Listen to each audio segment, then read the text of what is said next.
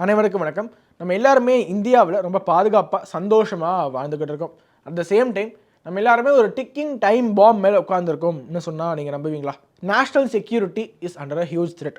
தேசிய பாதுகாப்பு என்பது மிகப்பெரிய கேள்விக்குறியாக இருக்குது. காரணம், இந்தியாவுக்குள்ளே சட்டவிரோதமாக ஊடுருவக்கூடிய இல்லீகல் இமிகிரன்ஸ்னால. இந்த வீடியோவை பாருங்கள். பங்களாதேஷை சேர்ந்த ஒரு யூடியூபர் அவர் யூடியூப்ல ஒரு வீடியோ அப்லோட் பண்ணுறாரு. என்ன தெரியுமா வீடியோ? இந்தியாவுக்குள்ளே எப்படி இல்லீகலாக நுழையணும் என்பதை அப்படியே படம் பிடிச்சி காட்டுறாரு. எப்படி நுழையணும், எது வழியாக போகணும்லாம் சொல்கிறாரு. ভিসা লাগবে না, কোনো প্রকার পাসপোর্ট লাগবে না, আমি এখন ভারতে ঢুকে যাব। இவரை மாதிரியே இன்னொரு யூடியூபரும் தெஹசான் ரக்கீப் என்பவரும் এখন হচ্ছে অলরেডি ইন্ডিয়াতে আসছি, এটা হচ্ছে কাটাতার ছিল। அவர் பங்களாதேஷ்லேருந்து இந்தியாவுக்குள்ள நுழையிறாரு. அப்போவே அவர்களுக்கு ஒரு இந்தியன் பைக் கிடைக்குது. இந்தியானுடைய ரெஜிஸ்ட்ரேஷன் இருக்கக்கூடிய ஒரு பைக் அவருக்கு கிடைக்குது. அதுலேருந்து அவங்க ஈஸியாக இந்தியாவுக்குள்ளே நடமாடுறாங்க. இது யூடியூப்ல 1 மில்லியன் வியூஸ் போகுது. இந்திய தேசமானது இருக்கிறதுலேயே அதிகபட்சமான பார்டர், இன்டர்நேஷனல் பார்டரை நம்ம யாரோட ஷேர் பண்ணுறோம்னு பார்த்தீங்கன்னா இந்த பங்களாதேஷோட தான். கிட்டத்தட்ட 4000 கிலோமீட்டருக்கும் மேற்பட்ட பார்டர் என்பது நம்ம பங்களாதேஷோட ஷேர் பண்ணிட்டு இருக்கோம். இதில் நிறையா பகுதிகள் பார்டர் ஏரியாஸில் ஃபென்சிங் இல்லாமல் இருக்குது. அது மிக முக்கியமான காரணம். பங்களாதேஷி ஊடுருவல்காரர்கள் ரொம்ப எளிதாக இந்தியாவுக்குள்ளே வரதுக்கு. இதெல்லாம் என்னப்பா, அவங்களும் மனுஷங்க தானே. அப்படியே வந்தாலும் அஸ்ஸாம், நார்த் ஈஸ்ட், வெஸ்ட் பெங்கால் இங்கே தான் இருக்க போகிறாங்க. உங்களுக்கு எனக்கு பிரச்சனையே இல்லை, நம்ம பாட்டு நம்ம புடவை பார்த்துட்டு போகலாம் அப்படின்னு நினச்சிங்கன்னா நம்மை விட மிகப்பெரிய முட்டாள்கள் இங்கே யாருமே இருக்க முடியாது. ஏனென்றால் ஒரு வீடியோ காட்டுறேன் பாருங்க. டெல்லியில் நேஷனல் கேபிட்டல் ரீஜனில் ஒரு யூடியூபர் ரேண்டமாக ஷாஹீன் பாக் அப்படிங்கிற ஏரியாவில் நீங்கள் எந்த நாட்டை சேர்ந்தவர் அப்படின்ட்டு போய் மைக்கை பிடிச்சி கேட்குறாரு. அவருக்கு என்ன பதில் கிடைக்குதுன்னு நீங்களே பார்த்துட்டு வாங்க. बांग्लादेश से शाहीन बाग में आप बांग्लादेश से आप कहाँ से? बांग्लादेश कहाँ से आए हैं? बांग्लादेश से आए हुए हैं। सरकार आप कहाँ से आए हुए हैं? बांग्लादेश। பாத்தீங்களா, ரேண்டமா ஃபர்ஸ்ட் ஒரு 10-15 பேர்ட்ட கேட்கிறாரு. எல்லாருமே பங்களாதேஷ் பங்களாதேஷ் பங்களாதேஷ். பங்களாதேஷ்லேருந்து ஊடுருவக்கூடியவர்கள் வெறும் வெஸ்ட் பெங்கால், அஸ்ஸாம், திரிபுரா, மேகாலயா போன்ற வடகிழக்கு மாநிலங்களில் மட்டும் கிடையாது. இந்தியாவில் நிறையா பகுதிகளில் அவங்க ஆக்கிரமிச்சிருக்காங்க. உதாரணத்துக்கு நம்முடைய அஸ்ஸாம் சீஃப் மினிஸ்டர் ஹிமந்தா பிஸ்வா சர்மா அவர்கள் தமிழ்நாடு இருக்கக்கூடிய பல தொழில் நிறுவனங்களில் பங்களாதேஷை சேர்ந்த ஊடுருவல்காரர்கள் சட்டவிரோதமாக இங்கே ஊடுருவி இங்கே வேலைக்கு சேர்ந்துக்கிட்டு இருக்காங்க என்பதை நமக்கு ஒரு எச்சரிக்கையாக தெரிவிச்சிருந்தாரு. இவங்க ஒரு பகுதியில் அதிகமாக வாழ ஆரம்பிச்சுட்டா அந்த பகுதி எப்படி ஆயிரும்னா, அங்கே இந்தியன் அத்தாரிட்டிஸ்குள்ளே உள்ளேயே போக முடியாதுங்கிற அளவுக்கு அந்த பகுதியை மாற்றி வச்சிருவாங்க. அகைன் இதே ஷாஹீன் பாக் ஏரியாவில் ஒரு பங்களாதேஷ் இல்லீகல் இமிகிரன்ட் சொல்கிறாரு, முடிஞ்சா இந்தியன் அத்தாரிட்டிஸை உள்ளே வந்து பார்க்க சொல்லு. ஷாஹீன் பாக், இந்த ஏரியா பேர் என்ன தெரியுமா? ஷாஹீன் பாக். பேரை கேட்டிருக்கியா? सरकार अगर आना चाहे तो नहीं आ सकता। शाहीन बाग का नाम सुना आपने? शाहीन बाग है इसका नाम। अगर आने के लिए बहुत बड़ा जिगरा चाहिए, समझ रहे हो ना? உள்ள வரதுக்கு தனி தைரியம் வேணும், சாதாரண காரியம் கிடையாது. நாங்க உள்ள எப்பேற்பட்டவர்கள் தெரியுமா என்று இந்தியன் அத்தாரிட்டிஸ்க்கு சவால் விடுவாரு. எங்கேருந்து அகதியாக வந்து அந்த இடத்தையே ஆக்கிரமிச்சு இந்தியன் அத்தாரிட்டிஸால கூட உள்ள போக முடியாத அளவுக்கு ஒரு ஏரியா உருவாக்க முடியும் என்றால் இவர்களால் தமிழ்நாட்டில் என்னென்ன பிரச்சனைகள் வரக்கூடும் என்று கொஞ்சம் யோசிச்சு பாருங்க. இவங்க எந்த அளவுக்கு ஆபத்தானவர்கள்னா, வெளிநாட்டவர்கள் இந்தியாவில் புரியக்கூடிய குற்ற சம்பவங்கள்ல பங்களாதேஷிஸ் தான் டாப்ல இருக்காங்க. அதை தவிர நிறைய பங்களாதேஷிஸை ஆன்டி இந்தியா கான்ஸ்பிரசி, அதாவது இந்தியாவுக்கு எதிரான சதிவேலைக்காகவும் தீவிரத்திற்காகவும் நிறைய இடங்களை கைது செஞ்சுக்கிட்டே இருக்காங்க. ஒரு இடம் 2 இடம் கிடையாது. பூனேலேருந்து அகமதாபாத் வரைக்கும் நிறைய இடங்கள்ல காவல்துறை பங்களாதேஷிஸை தீவிரவாதத்துக்காக கைது பண்ணியிருக்காங்க. இவங்க இந்தியாவுக்குள்ள எப்படி நுழையிறாங்க என்பதை பிடிப்பட்டவர்கள்ட்ட விசாரிக்கும் போது பல்வேறு வழிமுறைகள் தெரிய வந்தது. அதாவது நான் ஆரம்பத்தில் சொன்னேன் இல்லையா, 2 யூடியூபர்ஸ், அவங்க 2 பேருமே பங்களாதேஷ் இருக்கக்கூடிய கரீம்கஞ்ச் என்கிற பகுதியிலேருந்து மேகாலயா வழியா மற்ற நார்த் ஈஸ்டர்ன் ஸ்டேட்ஸ்க்கு போகிறாங்க. அங்கேருந்து ரொம்ப விரைவாக கொல்கட்டாவுக்கு போய் தங்களுடைய Aadhaar card or driving licence போன்ற டாக்குமெண்ட்ஸை ரெடி பண்ணிக்கிட்டு அங்கேருந்து ரொம்ப சீக்கிரமாகவே டெல்லிக்கோ இல்லை மற்ற சவுத் இந்தியன் ஸ்டேட்ஸ்க்கோ மூவ் ஆயிடுறாங்க. இது அவங்களுக்கு இருக்கக்கூடிய ஃபர்ஸ்ட் ஆப்ஷன். இவங்க தேர்ந்தெடுக்கக்கூடிய 2வது ரூட் என்னன்னு பார்த்தீங்கன்னா, நார்த் ஈஸ்டர்ன் ஸ்டேட்டான திரிபுரா வழியாக இவங்க உள்ள வராங்க. ஏன்னா இந்தியா பங்களாதேஷ் பார்டர் அப்படிங்கிறது அங்கே ரொம்ப அடர்த்தியான காடுகளால் நிறைஞ்சதாக இருக்குது. அதனால உள்ள வருது ரொம்ப ஈஸியாக இருக்குது. திரிபுரா வழியாக உள்ள வந்துட்டு அதுக்கப்புறமா அவங்க மற்ற மாநிலங்களுக்கு சென்றுறாங்க. இந்த ரூட் வழியாக உள்ள வந்த ஒரு சில பேரை கடந்த ஜூலை 12, 2024 அன்னைக்கு போலீஸ் பிடிச்சி விசாரிக்க போது தான் தெரியுது, திரிபுராவில் ஒரு ஏஜென்சியே இதுக்காக வேலை பார்க்குது. அவங்களுக்கு வெறும் 2500 ரூபா கொடுத்தா போறோம், இந்தியாவுக்குள்ள ரொம்ப சேஃபா உள்ள வரதுக்கான வழிவகையை அவங்க செஞ்சு கொடுப்பாங்க. இது ஒரு கேஸ் மட்டும் கிடையாது. இவங்க பிடிபட்டதுலேருந்து ஒரு 6 நாளுக்கு முன்னாடி தான் 25 ரோஹிங்கியாஸ் இல்லீகல் இமிகிரன்ஸை அதே திரிபுரா போலீஸ் அரெஸ்ட் பண்றாங்க. குழந்தைகள், பெண்கள் உட்பட. ஸோ உள்ள வரவங்க வெறும் ஆண்கள் மட்டும் வரது கிடையாது, பெண்கள், குழந்தைகள் என்று பல்வேறு நபர்கள் இந்தியாவுக்குள்ள வெறும் காசு கொடுத்து ஊடுருவ முயற்சி செஞ்சுக்கிட்டு இருக்காங்க. இது தொடர்ச்சியாக அங்கே நடந்துகிட்டே இருக்கு. வங்கதேச ஊடுருவல் பிரச்சனை என்பது ஏதோ பங்களாதேஷோட பார்டர் ஷேர் பண்ணக்கூடிய மாவட்டங்கள், மாநிலங்கள் இதில் மட்டும் கிடையாது. பார்டரே ஷேர் பண்ணாத மாநிலமான ஜார்க்கண்ட் மாநிலத்திலுமே இந்த பங்களாதேஷி ஊடுருவல் பிரச்சனை என்பது ரொம்ப அதிகமாக இருக்கு. எந்த அளவுக்கு அதிகம்னா ஜார்க்கண்ட்ல பங்களாதேஷி இல்லீகல் இமிகிரன்ஸுடைய ஆதிக்கம் அதிகமாயிருச்சு. எவ்வளவு பேர் இங்க சட்டவிரோதமாக குடிபெயர்ந்திருக்காங்க ஜார்க்கண்ட்ல என்பதை எங்களுக்கு தெரியப்படுத்துங்க, சர்வேஸ் கனெக்ட் பண்ணுங்க என்று ஜார்க்கண்ட் அரசாங்கத்திற்கு ஜார்க்கண்ட் உயர்நீதிமன்றமே சொல்லியிருக்குங்கிற அளவுக்கு அவ்வளோ பெரிய இஷ்யூ அது. அங்கே 50% ரிசர்வேஷன் இருக்கு பெண்களுக்கு, அதுவும் லோக்கல் பாடிஸில் ஃபைட் பண்ணுறவங்களுக்கு. இந்த உள்ளூரில் லோக்கல் பாடி பஞ்சாயத்து ராஜ் எலெக்ஷன்ஸ்லாம் இருக்கு இல்லையா, அங்கே ஃபைட் பண்ணக்கூடிய SC ST பெண்களை பங்களாதேஷ்லேருந்து வரக்கூடிய ஊடுருவல்காரர்கள் திருமணம் செஞ்சுக்கிறாங்க. திருமணம் செஞ்சவர் மட்டும் இல்லாமல் அங்கே ஒருவேளை அவர்களுடைய மனைவி ஜெயிச்சிட்டாங்கன்னா அந்த இடத்துல அந்த பங்களாதேஷி ஊடுருவல்காரருடைய ஆதிக்கம் தான் அந்த சுத்து வட்டார பகுதி ஃபுல்லாகவே இருக்கும். இதை ஓப்பனாக பாராளுமன்றத்தில் ஜார்க்கண்டை சேர்ந்த ஒரு MP நிஷிகாந்த் தூபே என்பவர் பதிவு செஞ்சிருக்காரு. அங்கே வெறும் லோக்கல் பாடி பஞ்சாயத்து ராஜ் மட்டும் கிடையாது, பாராளுமன்ற தேர்தலுக்காக போட்டியிடக்கூடிய பெண்களுடைய கணவர் கூட பங்களாதேஷியா இருக்காரு என்பதை தான் அவர் பதிவு செஞ்சிருக்காரு. இதெல்லாம் சாதாரணமாக நம்ம கடந்து போக முடியாது. எவ்வளவு பெரிய நேஷனல் செக்யூரிட்டி திட்டு அப்படின்னு பாருங்க. बांग्लादेशी घुसपैठी है, शादी कर रही है, हिंदू और मुसलमान का सवाल नहीं है. हमारे यहाँ जो लोकसभा का चुनाव लड़ती है महिला, आदिवासी कोटे से लड़ती हैं, उनके पति मुसलमान हैं.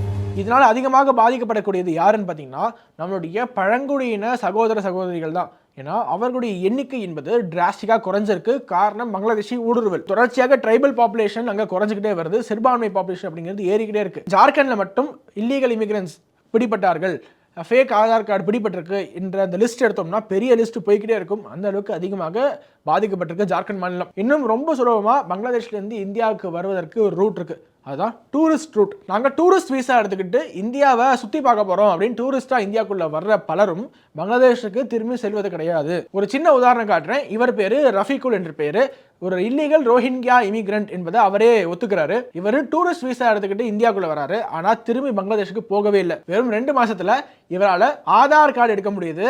இவர் அஃபீஷியலா ஒரு இந்தியன் சிட்டிசனாவே மாறிட்டாரு. অরিজিনাল নাম রফিকুল। তা তুমি বাংলাদেশ থেকে এসছো কবে? 2 মাস। তা 2 মাস থেকে আসার পর তোমার আধার কার্ড হয়ে গেছে। இன்னும் ரஃபீக்குல் மாதிரி எத்தனை நபர்கள் இருப்பாங்க என்பது மிகப்பெரிய கேள்விக்குறியாக தான் இருக்கு. ஏன்னா கடந்த ஆண்டு பார்த்தீங்கன்னா வெறும் 8 மாதத்திலேயே கிட்டத்தட்ட 10 லட்சம் வங்கதேசத்தினருக்கு இந்தியா டூரிஸ்ட் வீசா கொடுத்துருக்கு. அவர்களில் எத்தனை பேர் ரஃபீக்குல் மாதிரி இங்கேயே இருக்காங்க, எத்தனை பேர் fake Aadhaar card fake voter ID எடுத்திருக்காங்க, எவ்வளோ பேர் இங்கேயே தங்கியிருக்காங்க என்பது இன்று வரை நமக்கு தெரியாது. இதில் இன்னும் ஒரு சிலர் அவர்களுடைய பேரையே மாற்றிப்பாங்க. அதாவது பங்களாதேஷில் ஒரு பேர் இருக்கும், இங்கே வந்து அப்படியே பேரையும் மாற்றிக்கிட்டு இந்தியாவா ஒன்றிணைஞ்சிருவாங்க. உதாரணத்துக்கு இவரை பாருங்க, இவர் பேர் மினார் சரத் என்ற பேர். இவர் வெஸ்ட் பெங்கால் இருக்கக்கூடிய ஒரு ஏஜென்ட் மூலமாக இந்தியாவுக்குள்ள வராரு. இந்தியாவுக்குள்ள வந்து அவருடைய பேரை ஷுரோதாஸ் என்று மாற்றிக்கிட்டு இந்தியன் டாக்குமெண்ட்ஸ் எடுத்துட்டாரு. இப்போ ஒரு துளி கூட சந்தேகம் யாருக்கு வராது, இவர் ஒரு பங்களாதேஷ் இல்லீகல் இமிகிரண்டா இருப்பாரோ என்று கூட. இப்போ நம்ம அடுத்த ரூட் பற்றி பார்ப்போம், இந்தியா நேபாள் ரூட். சரியாக இந்தியாவையும் நேபாளையும் பிரிக்கக்கூடிய ஒரு நதியாக இருக்கு மகாகாளி ரிவர். இந்த மகாகாளி ரிவரில் பாருங்க, ஏதோ அட்வென்ச்சர் ஸ்போர்ட்ஸ் விளையாடுற மாதிரி இந்த முனையிலேருந்து அந்த முனைக்கு நேபாளிலேருந்து இந்தியாவுக்கு அப்படியே தொங்கிக்கிட்டே வந்து இந்த பக்கம் சேர்றாங்க. இதை அந்த லோக்கல் பாஷையில் டோவிங் என்று வர குறிப்பிடுறாங்க. இதுவும் ஒரு ரூட்டு இந்தியாவுக்குள்ள சட்டவிரோதமாக நுழைவதற்கு. பாருங்க, இந்தியாவுக்குள்ள வர்றதுக்கு எவ்வளவு லூப் ஹோல் இருக்குன்னு பாருங்க.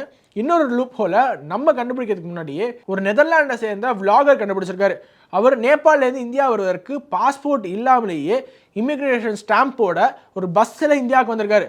இதை அவர் சமூக ஊடகங்களில் பகிர்ந்திருக்காரு. இந்தியாவோட இன்டர்நேஷனல் பார்டரில் வெளிநாட்டவர்களுடைய பாஸ்போர்ட்டை செக் பண்ற அளவு கூட இங்க பார்டர் செக்யூரிட்டி இல்லை என்பதை நினைச்சு பார்க்கும்போது அவ்வளவு வருத்தம் அளிக்கிறது. ஆனா இதை நம்ம கண்டுபிடிக்கல, எங்கேயோ இருக்க நெதர்லாந்து vlogger கண்டுபிடிச்சு சொல்றாங்க நமக்கு. But what's happening is that amongst these Nepali Muslims you also have Rohingyas and Bangladeshis. நம்ம கண்ணு முன்னாடியே இவ்வளவு லூப் ஹோல்ஸை பொதுவெளியில் நம்மளால பார்க்க முடியுதுன்னா நம்ம கண்ணுக்கு தெரியாம இவ்வளவு லூப் ஹோல்ஸ் இருக்கும். அந்த நம்ம கண்ணுக்கு தெரியாத லூப் ஹோல்ஸ் வழியாக இன்னும் எத்தனை லட்சக்கணக்கான நபர்கள், எத்தனை கோடிக்கணக்கான நபர்கள் இல்லீகல் இமிகிரன்ஸ் இந்தியாவுக்குள்ள வந்திருப்பாங்கன்னு யோசிச்சு பாருங்க. உள்ள வந்து இங்க டெமோகிராஃபியை மாற்றுறதாக இருக்கட்டும், இல்லைனா இங்க வந்து ஃபேக் டாக்குமெண்ட்ஸ் எடுத்து இந்தியன் ஓட்டர் ஆகி இந்தியன் எலக்டோரல் சிஸ்டத்தையே டிஸ்டர்ப் பண்றதாக இருக்கட்டும், இந்தியாவுடைய அரசியலை தீர்மானிக்கக்கூடிய இடத்துல இருக்கிறதாக இருக்கட்டும், இன்னும் எண்ணற்ற வகையில் நம்மளுடைய நாட்டில் ஒவ்வொரு இடத்துலையும் அவங்க ஊடுருவிக்கிட்டே இருக்காங்க. எக்கச்சக்கமான கேசஸ் இருக்கு. Bangladeshi illegal immigrants prime minister Awas Yojana வீடு கட்டி கொடுக்கும் திட்டத்தில் பயனடைஞ்சிருக்காங்க. இவங்க சாலையோரத்தில், ரயில்வே ஸ்டேஷன்ஸ்ல, இன்னும் எண்ணற்ற இடங்கள்ல அப்படியே அவங்க வாழ தொடங்குறாங்க. இன்னும் ஒரு சில நாட்கள் கழிச்சு எங்களோட நிலம் என்று சொல்ல ஆரம்பிச்சிடுறாங்க. இவங்களை ஆக்கிரமிக்கப்பட்ட இடத்துல இருந்து அப்புறப்படுத்துறது அப்படிங்கிறது நடக்காத ஒரு காரியம். வெறும் வீடுகள், ஹவுசிங்ல மட்டும் கிடையாது, இவங்க இந்தியர்கள் கிட்ட இருந்து அவர்களுடைய வேலை வாய்ப்பை முதற்கொண்டு பறிக்கிறாங்க. உதாரணத்துக்கு பங்களாதேஷி இல்லீகல் இமிகிரன்ஸ் போலியான சாதி சான்றிதழை காட்டி SC ST மக்களுக்கு உண்டான ரிசர்வேஷன் ஜாப்ஸ் இருக்கு இல்லையா, அதை முதற்கொண்டு இவங்க வாங்கிக்கிறாங்க. இதற்காக எண்ணற்ற ஆதாரங்கள் பொதுவெளியிலே இருக்கு. உண்மையாகவே ஒடுக்கப்பட்ட மக்களுக்காக பேசுகிறோம் என்று சொல்றாங்க இல்லையா, அவங்க அனைவரும் இல்லீகல் இமிகிரன்ஸ்க்கு எதிராக பேசுவாங்களா? பேச மாட்டாங்க. 22 ஏப்ரல் 2024 அன்னைக்கு கவுஹாட்டியில பல இளைஞர்கள் பிடிபடுறாங்க. அவங்ககிட்ட விசாரிக்கும் போது தான் தெரியுது அவங்க சென்னையில ஒரு வேலையில சேருவதற்காக போயிட்டு இருக்காங்க என்று. இவங்க எப்படி சென்னையில ஒரு வேலையில சேர முடியும்? இவங்களை இங்க கூப்பிட்டது யாரு? வேலையை கொடுத்தது யாரு? டாக்குமெண்ட்ஸ் வெரிஃபை பண்ணது யாரு? உள்ள வரவிட்டது யாரு? இங்க சட்டவிரோதமாக வரக்கூடிய ஒவ்வொருவரும் அவ்வளோ டேஞ்சரஸா இருக்காங்க. ஏன்னா இவங்க இந்தியாவுக்கு எதிராக செயல்படுறாங்க. கிரைம்ஸ் மட்டும் பண்ணல, நடவடிக்கையில் ஈடுபடுறாங்க. இந்தியாவில் இருக்கக்கூடிய இளைஞர்களை மூளை செலவை செய்து ஜிஹாதுக்காக தூண்டி விடுறாங்க. 2018 Pune anti terrorism squad 5 Bangladeshi illegal immigrants arrest பண்றாங்க. அவங்க தடை செய்யப்பட்ட தீவிரவாத அமைப்பான அல்-கொய்தாக்காக இந்தியாவில இருந்து ஆபரேட் ஆயிட்டு இருக்காங்க என்பது தெரிய வருது. ஒரு சில மாதங்களுக்கு முன்னாடி 10 பங்களாதேஷி இல்லீகல் இமிகிரன்ஸ் மேல NIA சார்ஜ் ஷீட் ஃபைல் பண்றாங்க. இவங்க அனைவரும் தீவிரவாதிகள் மட்டும் கிடையாது, இங்க இருக்கக்கூடிய லோக்கல் இந்திய இஸ்லாமியர்களை மூளை செலவை செய்து அவங்கள புனித போருக்கு அதுக்காக ஊக்குவிச்சுட்டு இருக்காங்க என்பதும் தெரிய வருது. அது மட்டும் இல்ல, சமீப சில ஆண்டுகளாக மத கலவரங்களை பாருங்க, இன்னும் மற்ற கலவரங்களை பாருங்க, எல்லாத்துக்கும் பின்னாடியும் பங்களாதேஷி இல்லீகல் இமிகிரன்ஸ் இருக்காங்க என்பது நமக்கு அதிகாரப்பூர்வமாக ஆதாரப்பூர்வமாக தெரிய வருது. 2020 நடந்த ஆன்டி CAA ப்ரொடெஸ்ட் எல்லாரும் கேள்விப்பட்டிருப்பீங்க. கிட்டத்தட்ட 100 நாட்களுக்கும் மேலாக இந்தியாவுடைய கேபிட்டல் ரீஜன்ல ஒரு மிகப்பெரிய ப்ரொடெஸ்ட் CAA சட்டத்துக்கு எதிராக 100 நாட்களுக்கு அங்க வாகனங்களை செல்ல முடியல. அதற்கு பிறகு அங்க கலவரம் வெடிக்குது. அந்த கலவரத்திற்கு காரணமாக இருந்த 5 நபர்கள் கைது செய்யப்படுறாங்க. கைது செய்யப்பட்டதுல 2 நபர்கள் பங்களாதேஷை சேர்ந்தவர்கள் என்பது தெரிய வருது. பங்களாதேஷ்ல இருந்து வந்து இங்க ஆன்டி CAA ப்ரொடெஸ்ட் பண்றாங்க. ஏன்னா இங்க CAA, NRC, NPR சட்டங்கள் வந்துவிட்டது என்றால் அவர்களுக்கு மிகப்பெரிய ஆபத்துன்னு தெரியும். அதனால இங்க வந்து கலவரம் பண்றாங்க. அது மட்டும் இல்ல, ஹரியானா மாநிலத்தில் நூ என்ற பகுதியில் சமீபத்தில் இந்து முஸ்லிம் பிரச்சனை வந்து கலவரம் வெடித்தது. அந்த கலவரத்துக்கு காரணமாக இருந்த நிறைய ரோஹிங்கியா அகதிகளை கைது பண்ணியிருக்காங்க. அவங்களும் சட்டவிரோதமாக தான் இருக்காங்க என்பதை ஹரியானா போலீஸ் ஆதாரத்தோடு வெளிப்படுத்தியிருக்காங்க. இது மட்டும் இல்ல, இன்னும் நிறைய செய்திகள் நீங்க பார்த்திருப்பீங்க.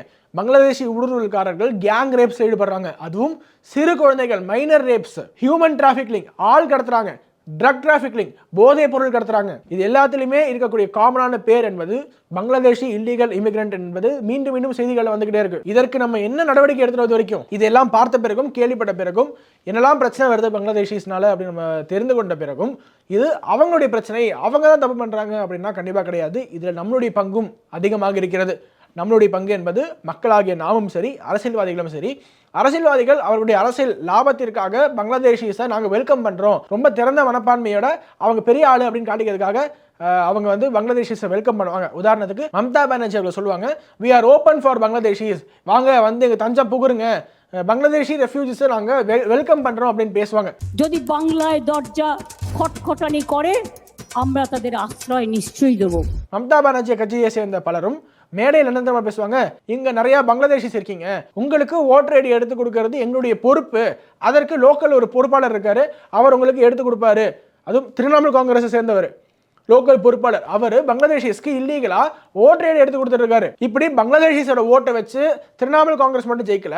ஆம் ஆத்மி பார்ட்டி பாத்தீங்கன்னா டெல்லியில ஒரு எம்எல்ஏ, அந்த எம்எல்ஏவுக்கு சம்மன் அனுப்பப்பட்டிருக்கு. எதற்குன்னா பங்களாதேஷி இல்லீகல் இமிகிரன்ஸுக்கு அவர் தான் இங்க அடைக்கலம் கொடுத்து இல்லீகல் டாக்குமெண்ட்ஸுக்கு வழிவகை செய்தது, அவருடைய கையெழுத்து என்பதுதான் அந்த டாக்குமெண்ட்ஸ்ல இருக்கு என்று அவருக்கு சம்மன் அனுப்பப்பட்டிருக்கு. இந்த ஷாஹீன் பாக் இடம் நான் சொன்னேன் இல்லையா, அந்த இடத்தினுடைய எம்எல்ஏ அமனத்துல்லா கான் ஆம் ஆத்மி கட்சியை சேர்ந்தவர் முழுக்க பங்களாதேஷினுடைய ஆதரவு தான் ஜெயிச்சிட்டு இருக்காரு. சமீபத்தில் நடந்த மிகப்பெரிய தேடுதல் வேட்டையில டெல்லி போலீஸ் 1500 இல்லீகல் பங்களாதேஷிஸை கண்டுபிடிச்சிருக்காங்க. நினைச்சு பாருங்க, டெல்லியில மட்டும் ஒரு தேடுதல் வேட்டையில 1500 இல்லீகல் இமிகிரன்ஸை டெல்லி போலீஸால கண்டுபிடிக்க முடியுதுன்னா இன்னும் எத்தனை தேடுதல் வேட்டைகள் நடத்தினா நாடு முழுக்க எத்தனை பங்களாதேஷிஸ் இல்லீகலான பங்களாதேஷிஸை கண்டுபிடிக்க முடியும். அரசியல்வாதிகள் அவருடைய கடமையை செய்ய வேண்டும், காவல்துறை அவர்களுடைய கடமையை செய்வார்கள். ஆனால் நாம் இந்தியர்கள் அவங்க உள்ள வராங்கன்னா யாரோ ஒருவர் இங்கேருந்து அவர்களுக்கு உதவாமல் எப்படி உள்ள வருவாங்க?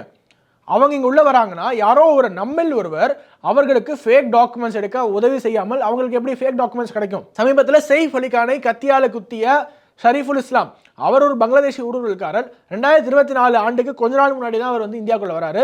அவருக்கு ஃபேக் டாக்குமெண்ட்ஸ் எடுத்து கொடுத்தது இந்தியாவுடைய ஒரு அண்டர் கிரவுண்ட் ஏஜென்சி.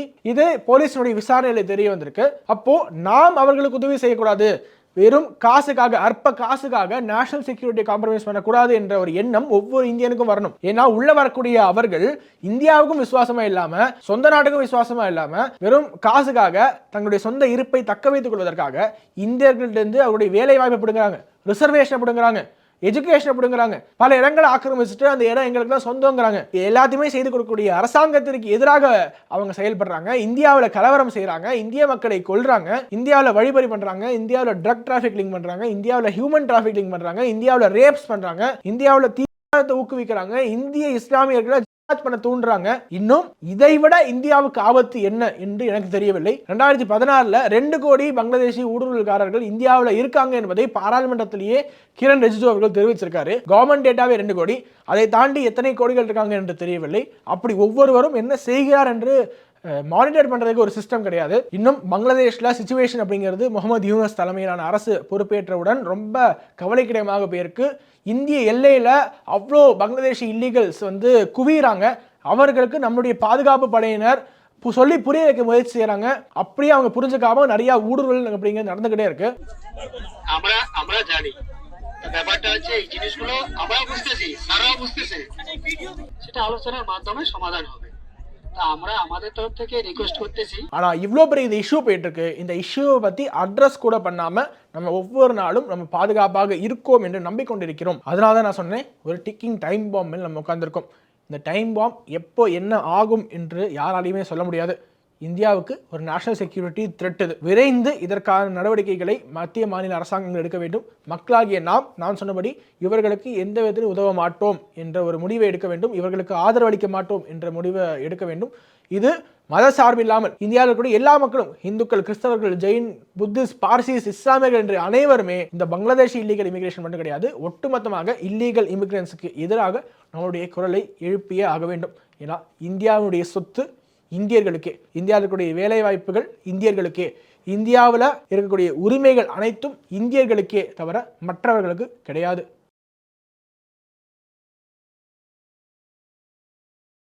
இறைவன் வந்து ஒளி வடிவானவன் அப்படின்றத நான் அடிக்கடி சொல்லியிருக்கேன். அந்த தத்துவத்தை நிறைவேற்றக்கூடிய அமைப்பு தான் இது. அதான் நீங்க ஒரு வித்தியாசமான ஒரு மகாலட்சுமி வரைக்கும் பார்த்ததே இல்லை. நம்ம முன்னோர்கள் தான் குலதெய்வமாக வணங்குகின்றோம் அப்படின்றதினுடைய வெளிப்பாடு. இந்த மாதிரி ஆன்மீகம் மற்றும் ஜோதிடம் சார்ந்த இன்னும் பல வீடியோக்கள் பார்க்கணுமா? மறக்காம திருவருள் டிவிக்கு சப்ஸ்கிரைப் பண்ணுங்க. திருவருள் டிவியுடைய சேனல் லிங்க் இந்த வீடியோடைய டிஸ்கிரிப்ஷன்ல இருக்கு.